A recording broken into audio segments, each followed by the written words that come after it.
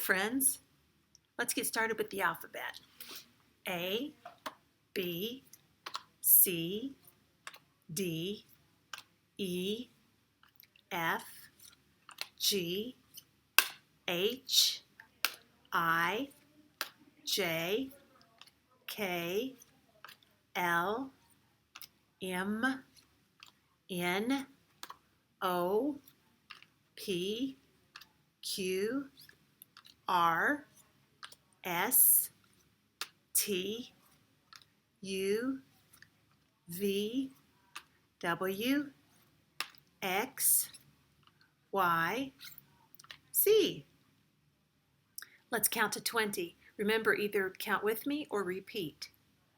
1, 2, 3, 4, 5, 6, 7, 8, 9, 10, 11, 12, 13, 14, 15, 16, 17, 18, 19, 20. Let's review our shapes. Diamond or rhombus, rectangle, star, triangle, square, circle, heart, oval, hexagon.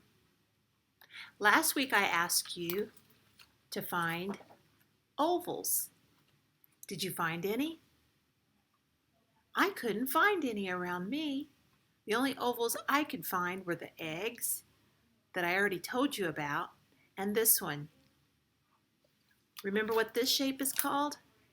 Circle and oval. And I told you earlier that to me the circle looks like if it was made out of Play-Doh. If you squish it, it becomes an oval. An oval is just a little bit longer than a circle, and an oval won't roll like a circle will. So circle and oval. So far we've learned 2 letters. The letter A, and if you put your hand up to make the sign, you go, A says Apple Annie.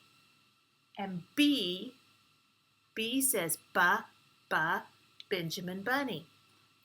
This week we're going to learn about the letter, what do you think it is? C, the letter C. And the character for the letter C is a little girl named Kathy Cook. And she's probably last name of Cook because she looks like she's cooking. Kathy Cook. Both of those words begin with the K sound, the hard C sound.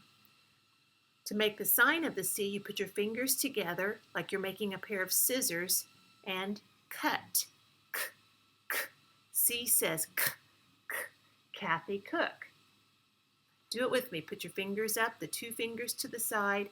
My other fingers I'm holding back with my thumb. And I go, C says K, K, Kathy Cook. I'll put Kathy Cook up here right beside Benjamin Bunny and Apple Annie. A, B, and this week it's C. The lowercase c looks exactly like the uppercase C, except for it's about half as big. So that's the uppercase C, and that's the lowercase c. So far we've learned these numbers. Let's count them. 1, 2, 3, 4, 5. 5. Now let's count backwards. 5, 4, 3, 2, 1. I'm going to play a little game with you on counting. So right now I would like you to close your eyes and don't peek. And don't open your eyes until I ask you to open them. All right? Close your eyes. Are they closed?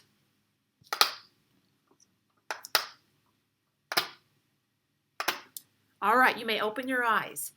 On the board, I have placed some black circle magnets below my numbers and beside my numbers. How many black circle magnets do you see? Did you say 5? 1, 2, 3, 4, 5. Did you forget that one? Because it's kind of out of the way. There are 5 circle magnets. The problem with the way I put the magnets up here is I scattered them. I didn't put them in a nice little group. I spread them out.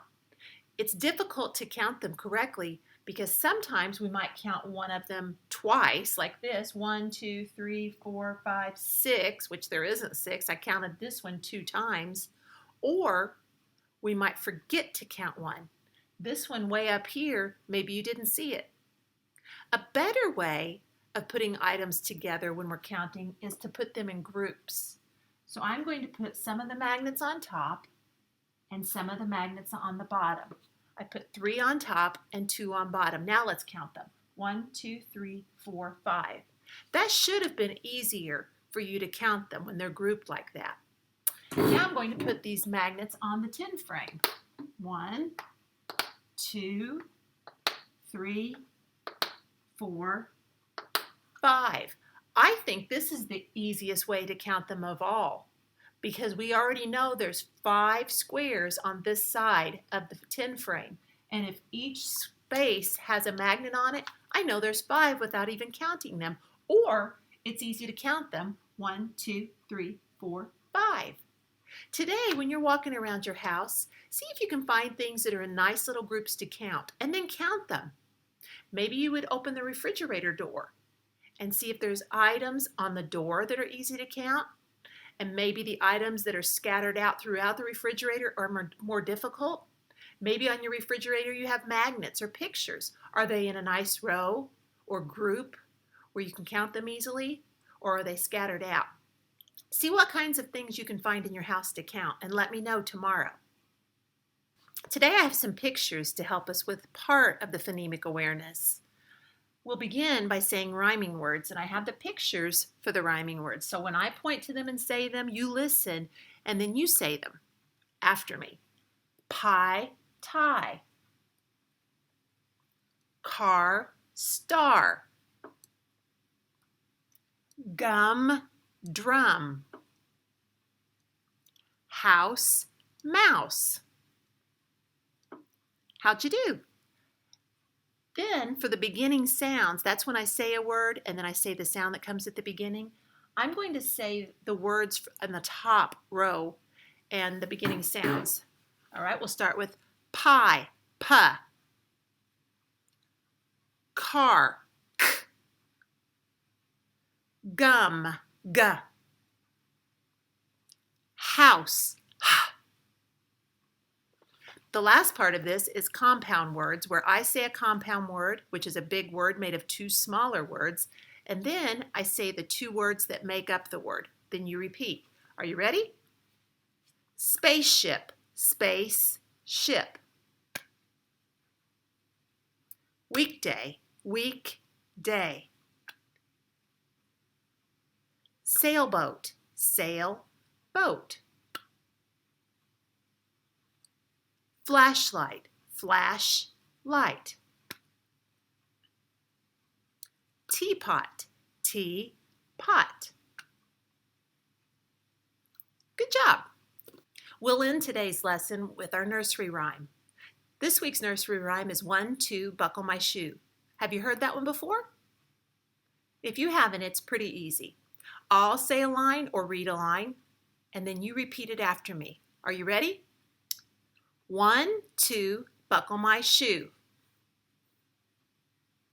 3, 4, shut the door. 5, 6, pick up sticks. 7, 8, lay them straight. 9, 10, pick them up again. Very good.